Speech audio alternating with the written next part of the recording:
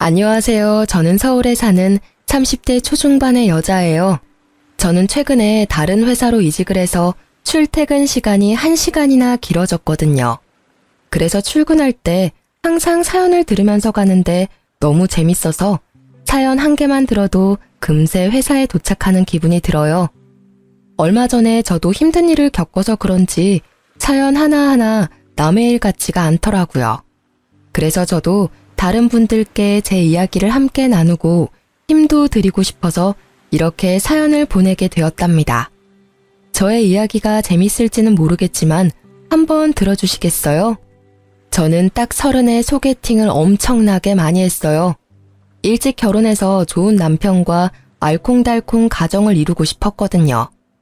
그래서 주위 사람들이 소개시켜주는 대로 가리지 않고 했던 것 같아요. 그러다가 남편을 만나게 되었어요.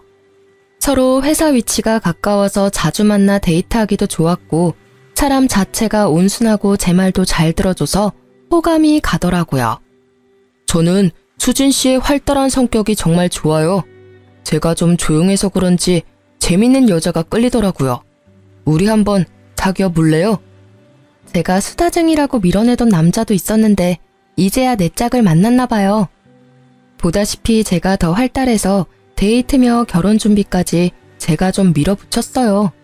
그땐 남편이 말도 안 하고 조용한 모습이 진중하다고 착각을 했거든요.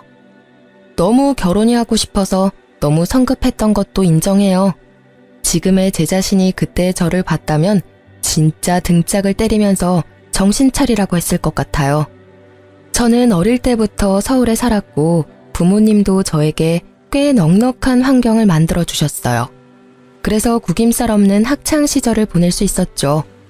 그와 반대로 남편은 동생 2명이 있는 장남이었고 집도 서울에선 3시간은 떨어져 있는 지방 도시였어요. 결혼을 하기로 하자 남편이 갑자기 고향으로 돌아가서 살고 싶다는 거예요. 우리 고향에서 친한 형님의 아버지가 중소기업을 운영하시는데 나한테 와서 재무팀을 맡으라고 하시네. 사실 지금 회사보다 직책도 높고 연봉도 높고 좋은 기회 같아. 그래도 지금 회사는 서울에 있는데 좀 힘들어도 서울에서 자리 잡는 게 좋지 않을까? 집도 서울에서 장만하는 게 나중을 위해서도 좋잖아. 내가 사실 말을 못했는데 나 사실 정규직이 아니야. 미리 말 못해서 미안해. 자기가 실망할까봐. 이직하고 싶은 데는 정규직에다 회사가 작지만 탄탄해. 거기다 서울에 비해서 집값도 진짜 싸. 우리 부모님이 전세로 아파트 해주신대. 자기는 진짜 몸만 오면 돼. 나 한번 믿어주지 않을래? 그래도 난 다른 데선 살아본 적이 없어서 좀 걱정이 돼. 내가 거기로 가면 회사도 관둬야 하고 친구들이며 친정도 다 서울에 있는데. 새로운 가족이 생기는 거잖아. 우리 부모님이랑 친하게 지내면 되지. 그리고 아기도 가져야 되는데 어차피 휴직해야 할 거 아니야. 저는 남편의 말에 설득당해서 결혼하고 남편이 살던 지방에서 살기로 했죠. 친정 부모님은 워낙 제 말이라면 잘 들어주셔서 결국 허락해 주셨어요. 대신 상견례는 서울에서 하기로 했고 시댁에서 다들 올라오셨죠. 제가 상견례 장소를 골랐는데 정말 며칠을 신경 써서 분위기 좋은 식당으로 골라서 예약을 했답니다. 그런데 남편과 식당으로 들어오는 남편 가족들의 목소리가 입구부터 떠들썩 하더라고요. 아이고, 뭐 대단한 거 한다고 이렇게 비싼 데서 밥을 먹어? 여기 한 끼에 얼마나 하냐? 그냥 백반집에나 가면 될 거이지. 이거 누가 돈 내냐? 네가 다 내는 거 아니지? 너 내지 마라. 알았어? 예비 시모는 들어오면서부터 걸걸대는 소리로 얼마나 불평을 하던지. 저는 너무 당황해서 인사하는 것도 잊어버렸어요. 부모님도 생각지도 않은 상황에 당황하신 것 같더라고요. 너는 시어미를 보고 인사도 안 하냐? 이 식당은 네가 골랐냐? 서울 깍쟁이라더니 너 돈 아껴 써라. 우리 집안은 낭비하는 거 아주 싫어하니까. 하하, 사돈 처음 뵙겠습니다. 여기는 제가 모시는 자리니까 걱정 마시고 편하게 드십시오. 그제야 예비 시모는 마음이 놓이는지 코스로 나오는 한정식을 개걸스레 먹기 시작했어요. 저는 그런 시모의 모습에 좀 착잡해져서 밥도 잘 안 들어가더라고요. 예비 시부모님은 집 앞에 밭에서 농사를 지으신다는데 뭐랄까? 행동하는 게 진짜 좀 거칠다고 해야 할까요? 예비 시부는 말 한마디 안 하고 술만 계속 홀짝여서 벌써 얼굴이 벌개져 있었죠. 그 말 들어보니까 나보다 10살 정도 어린 것 같던데 맞소? 예, 저도 그렇게 들었습니다. 편하게 대해 주십시오. 그러니까 말이야. 우리 사돈들 사이인데 가족 아니오 가족. 나보다 나이도 한참 어리니 우리 편하게 말도 놓고 편하게 지냅시다. 예? 예. 그러시죠 뭐. 아버지, 그래도 그렇지. 사돈 간에 말 놓는 건 좀 그렇죠. 시끄러 이 새끼야. 어디서 아버지 말에 말 됐구야? 나 아는 형님도 사돈이랑 다 야자하면서 낚시도 가고 친하게 지내더만. 술에 취한 시부가 큰 소리로 훈계를 시작했고 친정 부모님의 얼굴이 좀 어두워지더라고요. 하지만 워낙 예의를 중요하게 생각하시는 분들이라서 시부모에게 최대한 맞춰주려고 노력하시더라고요. 그걸 보고 있는 제가 더 민망하고 죄송스럽더라고요. 상견례가 끝나고 며칠 후에 엄마가 슬며시 결혼할 거냐고 물어보시더라고요. 그때 그 말뜻을 알아차리고 당장 멈췄어야 했는데 말이죠. 저는 부모님의 속도 모르고 신나게 결혼 준비를 했고 결혼식까지 올렸답니다. 그렇게 저의 타도시에서의 시집살이가 시작되었어요. 시부모가 전세로 얻으라던 아파트가 진짜 코딱지만 하고 오래돼서 친정 부모님이 돈을 많이 보태주셔서 그나마 그 도시에서 가장 괜찮은 아파트에 전세를 얻어서 가게 되었죠. 철없게도 신혼 몇 달은 참 좋았어요. 회사도 관둬서 매일 아침 여유롭게 일어나는 것도 너무 좋고 결혼했다는 안정감도 있고 남편이랑 알콩달콩 신혼을 만끽했죠. 시부모 집에 매주 가야만 했지만 저도 딱히 일을 안 하니까 초반엔 시댁에 가는 것도 재밌었어요. 밭이 쫙 있고 집도 단독주택이라 마치 시골 할머니 집 가는 기분이 들었거든요. 지금 생각하니까 진짜 대책 없었네요. 그게 다 제가 할 일이라는 건 상상도 못하고 뭐 펜션 놀러 가는 것처럼 생각했으니까 말이죠. 저 창고에 가보면 호미하고 갈퀴 있는데 그거 다 갖고 와라. 오늘부터 밭일 좀 가르쳐 줄 테니까 옆에서 따라 해봐. 밭일이요? 저 한 번도 해본 적 없는데. 그리고 어머니, 지금 햇빛이 너무 센데 얼굴에 김이 생기겠어요. 뭐? 김이? 뭔 말도 안 되는 대꾸를 하고 있어? 농사꾼 집안에 시집을 왔으면 배워야지. 다 네가 할 일인데. 이 철부지를 어디서부터 가르쳐야 되는지 원. 단말 말고 따라와. 그렇게 인생 처음으로 밭을 매봤네요. 대학 다닐 때 농활도 안 했던 제가 시집 와서 이런 일을 하게 될지 누가 알았나요? 진짜 허리가 끊어질 것 같더라고요. 그날 집에 기어서 간신히 왔는데 저를 본 남편은 심드렁하기만 했죠. 나 오늘 진짜 죽는 줄 알았어. 내가 여기 밥 매려고 이사 온 거 아니잖아. 자기가 어머니한테 말 좀 해봐. 너는 진짜 말이 뇌가 아니라 코에서 튀어나와? 참 철없다. 늙으신 부모님 일 좀 도와드리는 게 그렇게 힘든 일이야? 난 서울 살 때도 매주 가서 도와드리려고 노력했어. 넌 진짜 편하게 살았구나. 넌 고생 좀 해야 돼. 뭐? 내가 고생하려고 결혼한 줄 알아? 행복하게 살려고 했지. 자기 말 참 정 떨어지게 한다. 자꾸 집으로 불러내시면 나 그냥 여기서 취직해서 일 다닐 거야. 밥 매는 것보단 훨씬 나으니까. 그 후로 몇 주간은 시모가 전화와도 서울 간다고 핑계대고 몸이 아프다고 핑계대면서 시댁에 가지 않았어요. 그러다 친정 부모님이 주말에 신혼집으로 내려오시게 되었죠. 여기까지 왔는데 사돈도 뵙고 가야지. 바로 근처에 사시는데. 안 그래도 돼요. 가면 또 술 엄청 마셔야 되고 그냥 다음에 가요.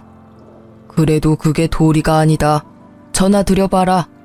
그럼 알겠어요. 어머니, 저희 부모님이 오셔서요. 좀 이따 모시러 갈 테니까 같이 외식하시면 어때요? 외식은 무슨 돈 아깝게 집에 반찬 다 있는데. 부모님 모시고 집으로 와라. 고기나 구워 먹게 고기 좀 사오던가. 아직 결혼한 지 몇 달 되지 않았지만 시댁에 가면 꼭 드럼통에다가 시부가 고기 구워서 소주를 미친 듯이 먹였거든요. 오늘 또 그 꼴을 보게 되는 게 싫어서 일부러 외식하자고 했던 거였는데 말이죠. 어쩔 수 없이 고기 잔뜩 사서 부모님과 시댁으로 찾아갔어요. 시부는 벌써 얼굴이 벌개져서 드럼통에 불 지펴놓고 있더라고요. 아, 이거 수아. 내 집이다 생각하고 오늘 편하게 먹고 마시자고. 시부는 친정아버지를 보자마자 무슨 친한 동생이라도 되는 듯이 어깨를 툭툭 쳐가며 반말을 하더라고요. 결혼식하고 처음 만나는 건데 이게 맞나 싶었죠. 아, 여기 좋네요. 어릴 때 저도 이런 데 살았었는데 참 오랜만에 와보네요. 저도 고등학교 때까진 밭일 좀 해봤습니다. 그러면 바쁠 때 와서 좀 도우면 되겠네. 우리야 항상 일손 딸려 죽겠는데. 그리고 그 말이 진짜 현실이 될 줄 누가 알았을까요? 친정 부모님이 시댁에서 저녁을 먹고 간 후 몇 달이 지났을까요? 오랜만에 서울에 가서 친구도 만나고 부모님과 수다를 떨고 있는데 시모한테서 전화가 왔더라고요. 너는 백수 주제에 어디를 그렇게 나다니냐? 요즘 밭일도 안 도우러 오고. 지금 수학철이라 눈코 뜰 새 없이 바쁜 거 몰라? 아, 서울에 볼 일이 있어서 며칠 와 있어요. 무슨 일이세요? 너 우리 아들 밥은 차려주고 다니는 거냐? 우리 아들은 아침에도 꼭 밥 먹어야 되는데 빵 쪼가리 주는 거 아니야? 아니에요. 어머님이 주신 반찬으로 밥 잘 챙겨줘요. 걱정하지 마세요. 그것 때문에 전화하신 거예요? 싹퉁머리 없기는.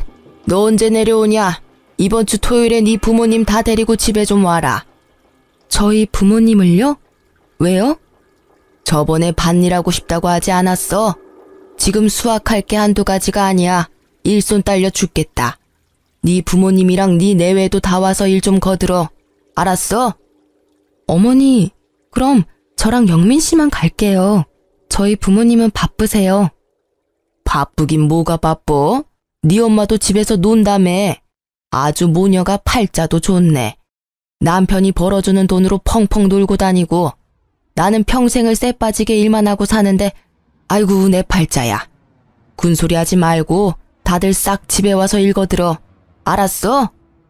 시모는 거칠게 전화를 확 끊어버리더라고요. 제가 너무 황당해서 기가 차 있는데 옆에서 전화를 다 들으신 엄마가 한 소리 하셨죠. 우리 주말에 할 일도 없는데 뭐 괜찮아. 우리도 가서 일 거들지 뭐. 우리 딸이랑 같이 있으면 엄마는 다 좋아. 아 됐어. 엄마가 왜 시댁 가서 일을 해. 됐어. 내가 잘 말할 테니까 걱정 마세요. 네가 땡볕에 일하는 거 다 알면서 이 엄마 마음이 편하겠어? 괜찮아. 같이 가. 가면 또 고기 구워주겠지. 엄마가 장난처럼 웃고 넘어가셔서 그냥 아무 말도 안 하고 말았지만 진짜 주말에 부모님이 시댁으로 내려오셨더라고요. 그것도 저한테 아무 말도 없이 말이에요. 시모가 친정 부모님이 오셨다는 전화를 해서 저도 남편과 부랴부랴 달려갔죠. 무슨 친정 부모님과 농촌 체험하는 것도 아니고 진짜 우리한테 일을 시키더라고요. 그 넓은 밭에 가득 심어진 고추를 다 따라는 거 있죠. 10분 일했는데 벌써 허리에 신호가 오더라고요. 옆에서 고추를 따고 있는 친정 부모님을 보니 뭐랄까 좀 현실 감각이 없었다고 할까요? 왜 내가 여기서 우리 엄마 아빠랑 이러고 있지? 슬슬 현타가 오기 시작했어요. 남편은 익숙한 듯이 말 한마디 없이 지 혼자 열심히 따고 있더라고요. 친정 부모님한테 살가운 소리 한마디도 안 하고 저러고 있는 남편을 보니 짜증이 솟구쳤어요. 그렇게 시간이 얼마나 흘렀을까요? 뜨거운 햇빛을 받으며 땀을 뻘뻘 흘리며 고추를 따다가 친정 부모님께 물을 좀 드리려고 집으로 들어갔죠. 저도 물 좀 마시고 한숨 좀 돌리고 정신도 좀 차리고요. 시원하게 커피를 타서 밭으로 갔는데 남편도 안 보이고 시부모도 안 보이더라고요. 친정 부모님만 얼굴이 벌개져서 고추를 따고 있었죠. 힘들어 하시는 게 눈에 보이니까 슬슬 열이 받더라고요. 주위를 두리번거리며 남편을 찾았는데 진짜 안 보여서 혹시나 싶어 방으로 들어가 봤어요. 세상에, 남편이 선풍기를 틀어놓고 잠을 자고 있는 게 아니겠어요? 일어나 봐. 지금 잠이 와? 아니 언제부터 여기 있었어? 장인 장모는 밖에서 쎄 빠지게 일하고 있는데. 아, 왜 깨워? 얼마 안 됐어. 아, 너무 더워서 잠깐 들어왔어. 아, 왜 이래 짜증나게? 당신 부모님은 어디 갔어? 안 보이시는데? 아, 아까 나가셨어. 뭐? 어디 가셨는데? 어디 갔냐고? 아니, 오늘 마을 사람들 다 같이 야유회 간대. 그래서 아까 가셨지. 뭐라고? 이게 지금 무슨 소리야? 난 지금 전혀 이해가 안 되거든? 한마디로 우리 부모님 일 시켜놓고 지금 놀러 갔다고? 그거 알고 온 거 아니야? 난 다 아는 줄 알았는데. 그럼 자기는 다 알고 있었다고? 참나, 기가 막히네. 이게 지금 사돈한테 할 짓이야? 사람들한테 물어봐. 누가 사돈한테 자기들 할 일을 시키고 내빼는지. 야, 내빼다니. 넌 말을 진짜 생각 없이 하냐? 좀 도울 수도 있는 거지, 가족 사이에. 당신이나 우리 부모님한테 당장 가서 죄송하다고 사과해. 그리고 오늘 일은 그냥 안 넘어갈 거야. 나중에 땅 치고 후회나 하지 마. 저는 너무 열이 받아서 당장 밭으로 가서 부모님을 데리고 나왔어요. 두 분 다 허리가 아프셨는지 한참을 움직이지를 못하시더라고요. 엄마, 아빠, 당장 가요. 일 다 끝났어요. 얼른 집으로 올라가세요. 벌써? 저거 다 따려면 한참 남은 거 아니야? 타두는 어디 가셨니? 아, 안 따도 돼요. 얼른 가요. 그리고 앞으로 절대 이 집에 오지 마세요. 또 와서 이런 일 하면 나 진짜 화낼 거예요. 얼른 가요. 저는 밖으로 나와보지도 않는 남편한테 또 한 번 실망을 하고 부모님을 모시고 서울로 올라와 버렸어요. 그렇게 일주일을 집에 내려가지 않았는데 남편한텐 연락 한 번 오지 않았어요. 대신 시모가 매일같이 전화가 오더라고요. 계속 안 받다가 한 번 받아보니 역시나 말도 안 되는 소리를 늘어놓더라고요. 너 그걸 일이라고 하고 갔어? 가보니까 뭐 해놓은 게 없던데? 고작 그것 따고 집에 갔어? 내가 그거 남은 것 따느라고 얼마나 고생을 했는 줄 알아? 어머니, 그건 어머니가 할 일이지 우리 부모님 일이 아니잖아요. 말 그대로 도와주는 거죠. 그리고 어머니, 왜 말도 없이 놀러 가셨어요? 좀 너무하다고 생각하지 않으세요? 일부러 저랑 우리 부모님 부른 거예요? 뭐? 어디 감히 시모한테 말 대답을 따박따박해? 네 엄마는 매일 상팔자로 노는데 난 좀 하루 놀러 가면 안 되냐? 그런 소리가 아니잖아요. 아님 솔직하게 말을 하고 도와달라고 하시던가요. 아무튼 다시는 우리 부모님한테 집에 오란 소리 마세요. 엄청 바쁘신 분들인데 저 때문에 거기서 그러고 계시는 거 저 진짜 싫어요. 아이고, 그래? 그럼 넌 왜 안 오는데? 넌 우리 집 며느리잖아. 며느리가 일을 도와야지 시어미가 팔 빠지게 일하는 거 뻔히 알면서 찾아오지도 않는 게 며느리냐? 어머니가 자꾸 집에 오라고 해서 저 취직하려고요. 그건 어머니가 하실 일이고요. 하기 싫으시면 하지 마세요. 제가 그 고춧값 드릴 테니까 저한테 그 일 시키지도 마시고요. 이만 끊을게요.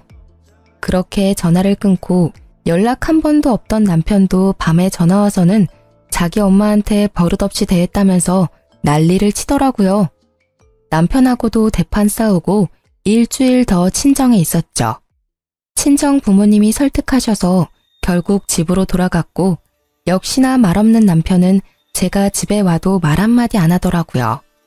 예전 같았으면 제가 먼저 풀려고 계속 말 시키고 혼자 울고 불고 했겠지만 저도 더 이상 그렇게 하기 싫더라고요. 저 혼자 장구치고 북치고 혼자 화내고 푸는 것도 지쳤고 따뜻하게 위로 한번 안 해주고 넓은 품으로 안아주지도 않는 남편에게도 진절머리가 났어요. 제가 집에 돌아와도 말도 안 거는 남편에게 저도 한마디도 안 했고 그렇게 한 달 넘게 지났답니다. 당신은 어떻게 그렇게 한마디 말이 없어? 서로 대화를 해야 뭐가 풀리던지 말던지 할 거 아니야. 맨날 똑같은 얘기로 싸우기도 지친다. 뭔 말을 해? 할 말도 없는데. 다 귀찮으니까 나한테 말 걸지 마. 넌 노느라 힘이 남아도는 모양인데 나는 맨날 늦게까지 일해서 너무 피곤하니까 좀 각자 지내자. 성격도 많이 달랐고 남편은 진짜 감정 없는 인간 같았어요. 저는 철저히 타도시에서 아는 사람 하나 없이 외롭게 지냈죠. 시간이 좀 흐르자 다시 남편과 말도 하고 평소처럼 지냈지만 저의 마음은 많이 닫혀 있었죠. 그리고 본격적으로 일을 구해봤지만 서울에 비해선 제 전공과 맞는 일을 구하기는 참 힘들더라고요. 바라던 아기도 잘 생기지 않았고 남편과 사이도 많이 소원해져서 이대로 그냥 서울로 다시 돌아가서 살고 싶은 마음뿐이었어요. 그런 제 마음을 알았는지 얼마 후에 기적 같은 일이 벌어졌어요. 제가 임신을 하게 된 것이었죠. 가족 모두 저의 임신을 축하해줬고 남편도 은근히 다정해지더라고요. 이렇게 행복한 임신 기간을 지낼 수 있을 거라고 생각했죠. 이제 드디어 할 일을 했네? 앞으론 백수라고 안 부를게. 뭐? 이게 농담이야 뭐야? 내가 일 안 하는 게 그렇게 싫었어? 아니, 그런 말이 아니고 애 가지려고 일 쉬었던 거니까 잘 됐다 이거지. 솔직히 계속 놀면서 아기도 못 가지면 좀 그렇지. 이제 아기도 생겼으니까 자기도 말 좀 이쁘게 해줘. 그런 말은 좀 서운하네. 그래, 알았어.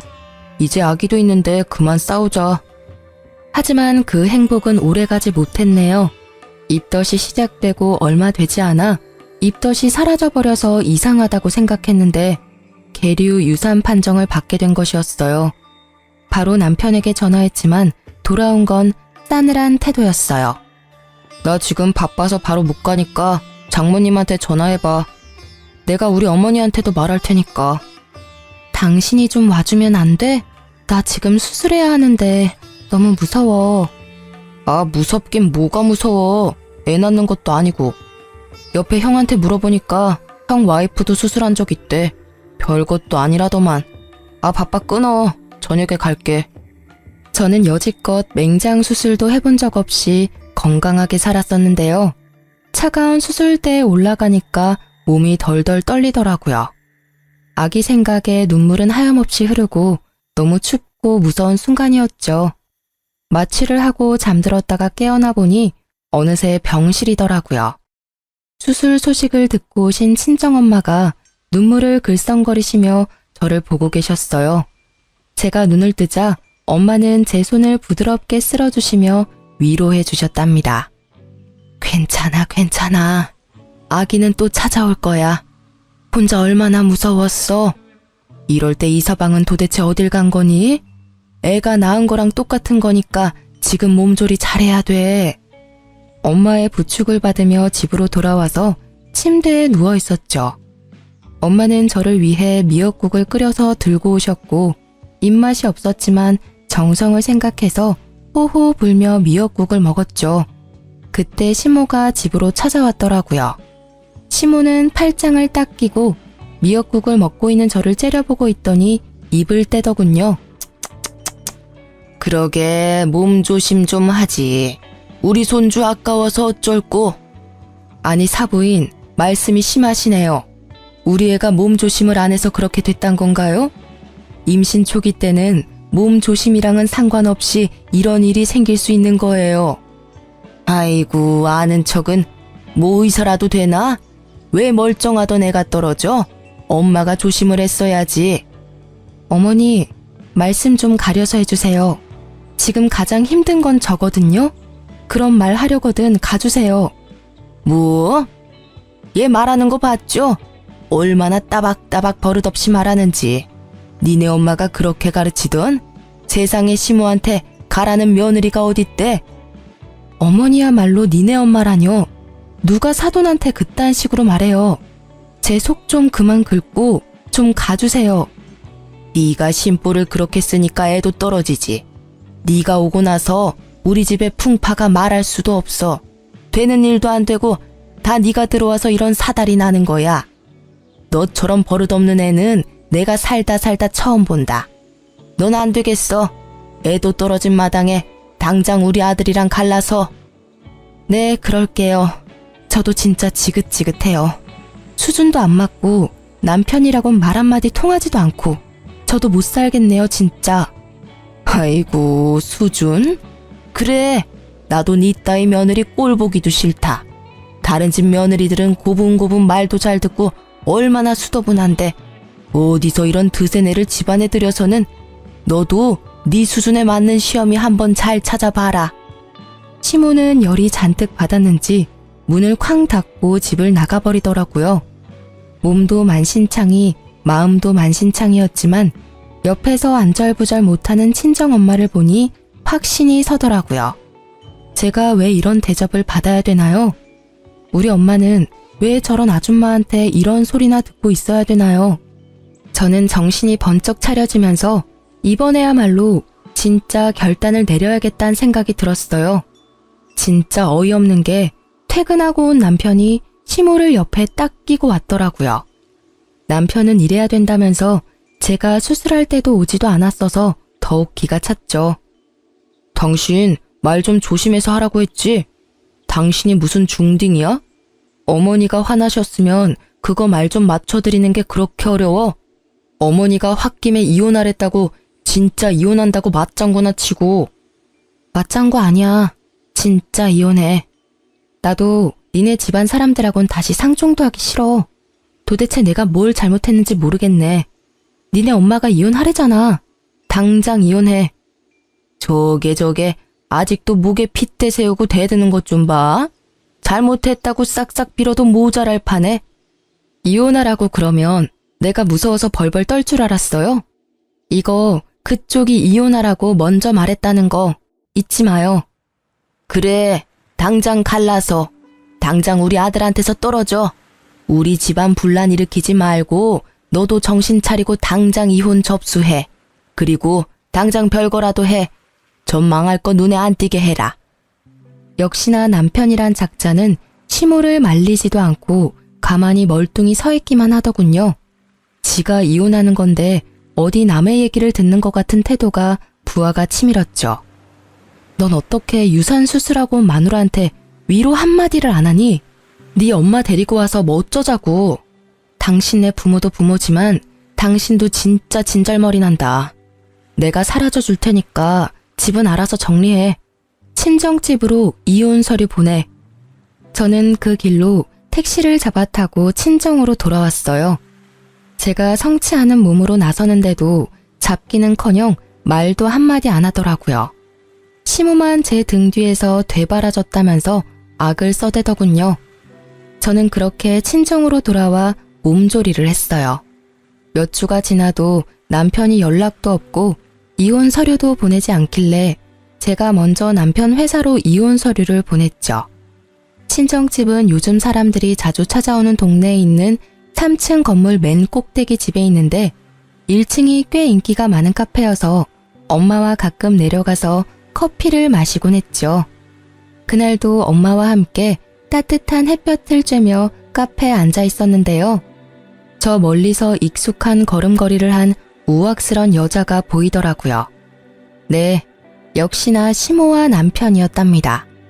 남편놈과 시모도 카페에 있던 우리를 발견하고는 씩씩대며 안으로 들어오더군요. 아이고, 팔자 좋네. 여기서 둘이 신선 노름이나 하고 있고 누구는 맨날 밭에 물 주랴 풀 뽑으랴 허리가 아작이 나는데. 이혼 서류 보냈잖아. 여긴 무슨 일로 온 거야? 저는 시모는 보지도 않고 남편놈에게 쏘아붙였죠. 그 모습에 화가 났는지 시모가 제 얼굴에 잔뜩 구겨진 흰 종이를 팍 던지는 거예요. 바로 제가 보낸 이혼 서류였답니다. 이게 진짜 버릇 좀 고칠랬더니 진짜 이혼 서류를 보내? 내가 이혼시킬 땐 시키더라도 네 버르장머리 좀 고치려고 왔다 이거사.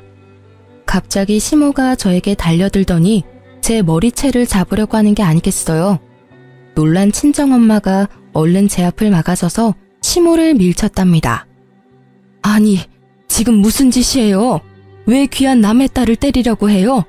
이 여자 진짜 안 되겠네? 야, 니 몇 살인데? 나이도 한참 어린 게 어디서 대들어? 네가 이러니까 네 딸도 되바라진 거 아니야. 서울 살면 다야? 개뿔도 없는 것들이. 야, 우리 집에 그 밭이 몇 평인 줄 알아? 어디 월세 사는 것들이? 누가 그래요? 우리 집이 월세 산다고? 아이고, 서울 사람들 다 삐까뻔쩍한 아파트 사는 줄 알았는데 니네 집 꼬라지를 봐라. 이런 상가 건물에서 살고 있는 게 뻔하지. 당장 잘못했다고 말 못해? 당장 집으로 기어들어와서 농사일이나 배워. 백수 주제에 남편 등골이나 빼먹고 살면서 어디 잘났다고? 시모가 또 저에게 달려들려고 하자 화가 폭발한 친정엄마가 시모년의 뺨을 쫙 갈겨버렸답니다. 벙쪄있던 시모의 눈이 휙가닥 돌더니 엄마의 머리채를 잡는 게 아니겠어요. 저는 얼른 시모의 팔을 잡고 뒤로 팍 꺾어버렸답니다. 시모가 악소리를 지르며 나자빠지더라고요. 더 어이가 없는 건 이걸 다 멀뚱히 보고 있는 남편 놈이었죠. 아주 선비 났네요, 선비 났어. 마치 지 일이 아니다는 듯이 멀찍이 떨어져 있는 폼이 진짜 너무 밉더라고요. 너 당장 이혼해. 도대체 골라도 어디서 저런 집구석에 저런 놈을. 합의가 안 되면 소송이라도 해서 당장 이혼하자. 사모님, 괜찮으세요? 신고라도 할까요? 남의 가게에서 정말 미안해요. 내가 어떻게든 이 일은 따로 보상할게요. 아이고, 사모님? 백수 주제에 여기를 얼마나 드나들길래 사모님 소리를 듣는데? 아줌마야, 평생 어디서 사모님 소리를 들어보겠어요? 우리 엄마가 못 들을 말 들었어요? 우리 엄마가 이 건물 주인인데 당연한 거 아니에요? 뭐라고? 여기 건물 주인? 그게 무슨 말이야? 남일처럼 주둥이 딱 닫고 있더니 이제야 말문이 트였나 봐. 내가 말 안 하길 천만 다행이지. 오히려 당신한테 고맙네. 당신 집구석 수준을 이렇게 다 까발려줘서. 빨리 벗어날 수 있었잖아. 여기 우리 엄마 명의 건물이야. 이 옆에 건물은 우리 아빠 건물이고. 남편의 얼굴이 하얗게 질려서는 울상이 되더라고요. 지금까지 항상 무표정이었던 사람이 저런 표정도 있었나 싶었죠. 여기 시세가 엄청 비싼데? 진짜 건물이 두 채나 있단 말이야? 왜 여지껏 말을 안 했어? 부부끼리 이렇게 속여도 되는 거야? 밑바닥까지 다 보고 이혼하는 마당에 부부 사이가 웬 말이야? 그쪽이랑은 상관없는 거니까 관심 끄시고요. 우리 엄마 말대로 소송을 해서라도 이혼할 거니까 당장 여기서 꺼져. 갑자기 입을 꾹 다물고 있던 시모가 사태 파악이 끝났는지 비굴한 목소리로 싱글 웃기까지 하는 게 아니겠어요. 아유, 얘 가족끼리 다투고 큰 소리도 좀 날 수도 있는 거지. 내가 막말로 이혼을 원했으면 이렇게 여기까지 너를 데리러 왔겠니? 아니 근데 여기 건물이 진짜 사부인 거예요? 아유, 진짜 사모님이셨네. 위에 올라가서 구경 좀 해도 돼요? 상견례 때부터 쎄하더라니. 처음부터 아닌 건 아니라고 딱 말을 했어야 되는데. 우리 애가 좋다니까 집안 말고 사람을 보고 결혼시켰던 건데 웬 거지 같은 집안이랑 얽혀서 금쪽 같은 우리 애 이혼녀만 만들게 생겼네. 아이고 속 터져. 친정엄마는 시모의 손을 뿌리치고 집으로 올라가 버리셨어요. 저도 따라가려고 하자 남편이 제 손을 덥석 잡더라고요. 자기야, 난 절대 이혼 안 한 거야. 아직도 당신을 사랑해. 부부싸움은 칼로 물베기잖아. 얼른 집으로 돌아와. 그리고 내가 아직 말을 못했는데 지금 다니는 회사가 문 닫을지도 모른대. 나도 이참에 서울 쪽으로 새로 알아볼게. 우리 서울로 이사 오자. 난 처가살이 해도 돼. 당신도 부모님이랑 같이 살면 더 좋잖아. 별 말 같지도 않은 소리 하고 있네. 내가 왜 너를 우리 집에 데려다 앉히니? 평소에 좀 그렇게 말 좀 하지. 아주 청산유수네. 난 평생 일 안 해도 여기 건물들 월세 받으면 너보다 잘 먹고 잘 살아. 그니까 나한테서 그만 좀 떨어져 줄래? 이혼 도장 안 찍어서 보내면 바로 소송 들어갈 거니까 그렇게 하라. 저는 계속 저를 잡는 시모와 남편 놈을 가까스로 뿌리치고 카페를 나갈 수 있었어요. 역시나 남편은 이혼 서류를 보내지 않았고 날마다 아주 길고 긴 메시지를 보내더라고요. 어찌나 혼자 애절하던지 누가 보면 다시 연애라도 시작하는 줄 알겠더라니까요. 시모도 밤낮으로 전화를 해대길래 너무 짜증나서 번호까지 바꿔버렸답니다. 그리고 아버지가 잘 아시는 변호사 사무실의 도움을 받아서 바로 이혼 소송으로 들어갔죠. 남편은 절대 이혼을 안 하려고 아주 발악을 하더라고요. 이틀이 멀다 하고 친정집에 와서 제가 나올 때까지 기다리기 일쑤였죠. 심지어 시모는 결혼하고 한 번도 챙겨주지 않았던 김치며 참기름 같은 걸 싸와서 친정집 앞에 놓고 가기까지 하더라고요. 엄마와 외출했다가 집에 돌아오는데 또 시모가 앞에서 기다리고 있는 게 아니겠어요? 우리를 발견한 시모가 아주 반색을 하며 다가오더라고요. 아이고, 오늘은 이렇게 만났네요. 저번에 놓고 간 파김치는 먹어봤니? 네가 예전에 아주 잘 먹던 게 생각나서 내가 넉넉히 만들어다 놨는데. 사부인, 내가 농사 지은 고추로 빻은 고춧가루랑 들기름하고 이거는 순무김치인데 요즘은 이런 거 어디서도 못 구해요. 내가 우리 사부인 드리려고 이렇게 또 챙겨왔어요. 이혼 소송 중인데 왜 자꾸 찾아와요? 이딴 거 갖다 나르면 내가 감사합니다 할 줄 알았어요. 다시는 찾아오지 말고 이런 거 절대 가져오지 마요. 저번에 갖고 온 것도 다 버렸으니까. 아유, 이게 얼마나 귀한 건데. 사부인, 자자, 이거 들고 들어가서 잡숴요. 들기름이 아주 찐이라니까. 시모가 억지로 친정엄마 손에 쇼핑백을 쥐어주더라고요. 참다 못한 엄마가 시모 발 앞으로 쇼핑백을 팍 던져버렸어요. 들기름병이 깨져서 냄새가 훅 끼쳐왔죠. 아니, 우리가 그렇게 우스워? 찾아오지 말라니까 왜 자꾸 오는 거야?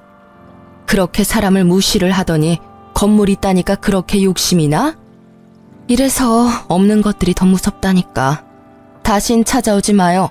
경찰 부를 거니까.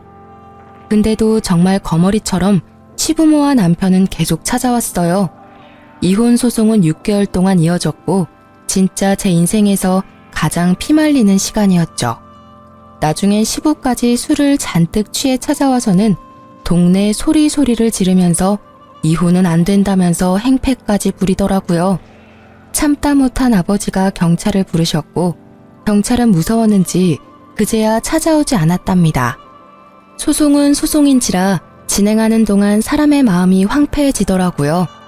어쨌든 결국 제가 승소할 수 있었고 이혼이 성립되었답니다.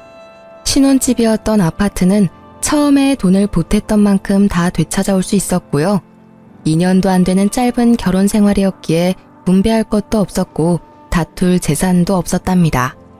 제가 혼수를 대부분 다 해갔지만 어차피 다시는 보고 싶지도 쓰고 싶지도 않아 그냥 남편한테 다 줘버렸죠. 저는 그냥 무사히 이혼할 수 있다는 것에만 감사하더라고요.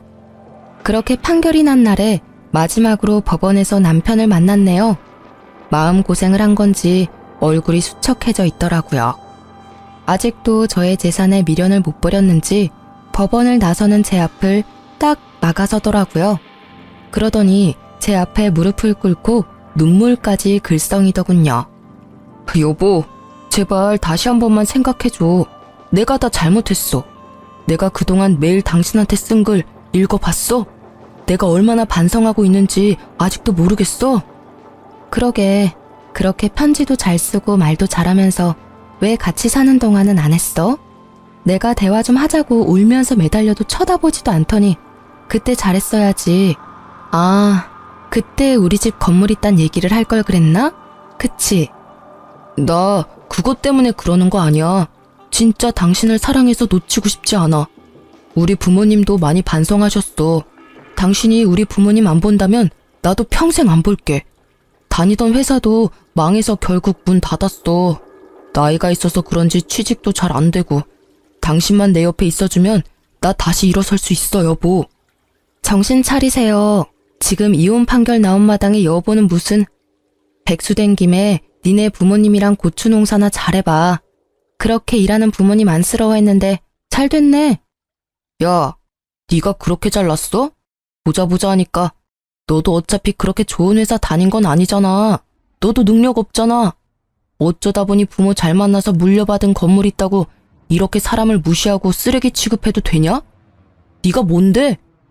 역시 그 엄마의 그 아들이네. 어쩜 이렇게 승질내는 것도 똑같아? 미안한데 나 너보다 능력 있거든? 전에 다녔던 회사도 나는 정규직이었고 이번에도 나 더 높은 연봉으로 취직해서 다니고 있는데 그러게 말이다. 여러모로 내가 너보다 훨씬 나은데 왜 나는 너 때문에 그 총구석에 가서 네 눈치나 보고 있었을까? 저는 제 손목을 낚아채려는 남편의 손을 차갑게 뿌리치고 돌아섰어요. 이게 남편을 마지막으로 보는 것이길 진심으로 바라면서 말이죠. 얼굴이 울그락불그락해져서는 파르르 떨고 있는 남편 놈이 저를 아주 뚫어져라 노려보고 있더라고요.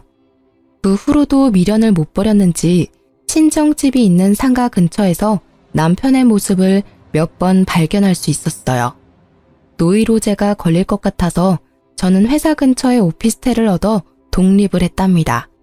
그 덕분에 지금까지 전 남편을 마주치진 않았어요. 한 번은 아버지가 서성거리던 남편을 발견해서 아주 혼치금을 내서 쫓아냈다고 해요. 그랬더니 그 후론 진짜 안 오는 모양이더라고요. 사실 또 언제 마주칠지 몰라 아직도 불안한 마음이 있긴 하지만 그래도 안전하게 이혼했다는 것만으로도 다행이라고 생각해요. 좋았던 결혼 생활은 1년도 채 안 되었던 것 같고 그 후로 너무 오랫동안 소송으로 힘들었기 때문에 결혼은 저에게 너무나 끔찍한 트라우마를 남긴 것 같아요. 우연히 시장에서 시부모와 비슷한 사람만 봐도 흠칫 놀라기까지 한다니까요. 30이면 정말 젊고 예쁜 나이인데 왜 그렇게 결혼 때문에 조급해 했었는지. 그래서 결혼이라는 정말 중요한 선택을 너무나 쉽게 해버린 것 같아요. 결혼이라는 건 인생 전체를 건 도박이라는 말도 있잖아요. 저는 부모님 덕분에 금세 안정적인 삶으로 돌아올 수 있었지만 마음속 깊이 새겨진 이혼의 아픔은 아직 남아있답니다. 아니라는 생각이 들면 빨리 돌아서는 게 현명한 것 같아요. 여러분도 저처럼 큰 실수를 하지 않길 바라는 마음으로 이 사연을 보내봤는데 어떻게 들으셨는지 모르겠네요. 들어주신 분들 모두 행복하시고 건강하시길 바래요.